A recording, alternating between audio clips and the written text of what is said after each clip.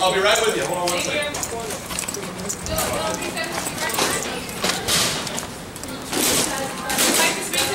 Excuse me, we'd like to speak to the coroner, please. We are the family. We'd like to speak to the coroner. We want to make a. We have a question we want to ask. That's me. Okay. Well, no, but before you leave. Who is this? That's part of my job. Before you leave, we want to make a request. We want to make a reasonable request, a reasonable accommodation request. We do not want his body to be moved. Hey! It is. Hey, no, we do not want his body to be moved. We want to make a reasonable request. We want to make a reasonable request that you don't touch the body. That you don't touch it until we see him. We agreed. We're just making a request. Do we have any rights as a family? You do. However, in an investigation like this... Can you tell us what our rights are?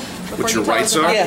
Your rights. Our rights to our loved one's body. Your rights we are. We haven't identified it. He was identified That's by my job to guard. identify. That's well, my job to identify. I think she probably, or his family. Okay, I'm not going to do any kind of visual identification. If you actually talk to our sheriff, why is that? That is the last possible step we're ever going to do. We do fingerprints, we'll do dental, we'll do DNA before I ever ask anybody to come look at a dead body. That is not an option I'm ever going to give someone unless that is the last option. So a person died, you can't come, you cannot see him, office job, according to the state of California, is to identify. You can't see them when they die. You can't see them, right? Correct. Not they don't come in, not until I've been able to identify exactly. And you saying that they don't come and properly say this is such and such. And you see that on like TV and movies. The reality is different districts do it differently. In California, that is not the case. And the family has no we do not want.